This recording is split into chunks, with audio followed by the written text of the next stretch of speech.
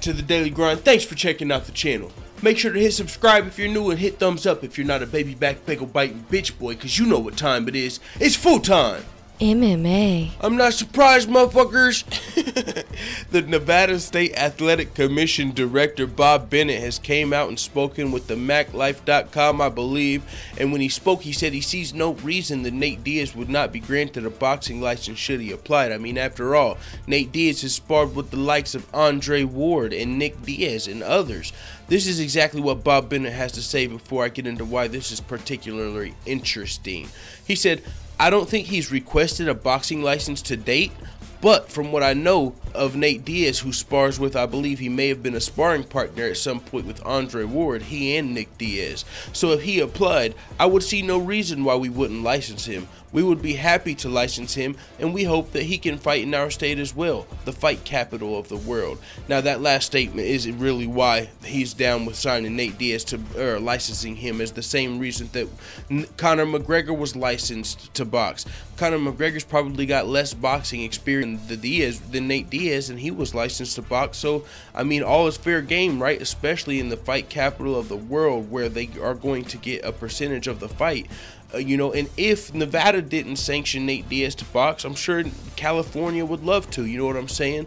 So the fight capital of the world is saying we would welcome a Nate Diaz boxing match with open arms. And this is interesting because he said to his knowledge he did not know if Nate Diaz had applied for a boxing license, but at the beginning of this year I do recall Nate Diaz saying he had applied for his boxing license back when Conor McGregor did and such. And you know, Nate Diaz has been kind of in a stalemate with the UFC, a little stagnant, as we don't know what's going to happen with his fighting future.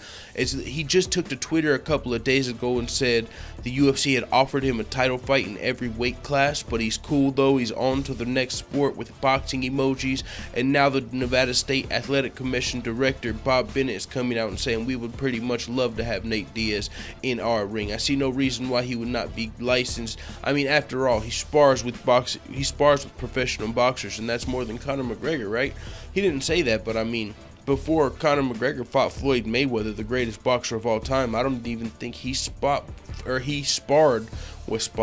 and fought. I don't even think he had sparred with a fighter of the same notoriety of an Andre Ward. I'm talking about Conor McGregor. So Nate Diaz and Nick Diaz, both of these guys are guys who, even though they're MMA fighters, they're known more for their boxing and their jiu-jitsu, and mainly their boxing. I mean, of course they're known for their jiu-jitsu, but I'm saying every fight starts off on the feet. And so when you're talking about the Diaz brothers, they're definitely known for their boxing. So I would actually watch a Nate Diaz boxing fight or a Nick Diaz boxing fight for sure. I'm interested to see if it would be a super fight. I mean, I know a lot of the people listening to this right now are like, fuck that, we want to see Nate Diaz in MMA, you shouldn't even be entertaining this bullshit. But I'm just saying, let's be realistic here.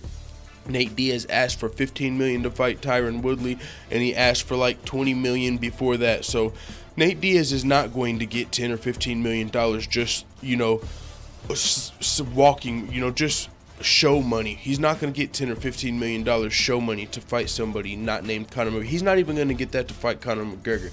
The only reason Nate Diaz is going to get $10 to $15 million to fight an MMA fight is if he gets Conor McGregor pay-per-view shares. And other than that, I mean, even the best champions in the UFC aren't sniffing $10 million for a fight. You know, George St. Pierre just came back. I don't think he sold quite 1 million pay-per-views. They were like probably right just under it. And so whenever you get into high pay-per-view numbers like that, that's when you start talking about $10 to $15 million.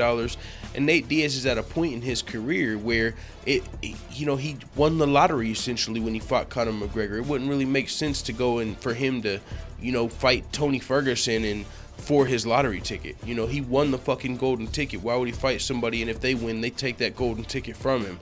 Or he can go to boxing where it's like a fucking, you know, he might make $10 million if like Nate Diaz versus Manny Pacquiao happened, or Nate Diaz versus Paulie Maladougals or something, you know what I'm saying? So Nate Diaz has said he's off to boxing. The Nevada State Athletic Commission Director Bob Bennett has spoken and said, yeah, we would love for Nate Diaz to fight in our town, which, hey, I'm not surprised, motherfuckers, as I said in the beginning of the video. So with that being said, it is what it is. Let the Full Time family know what the fuck you tap in the comments. I'm out. Da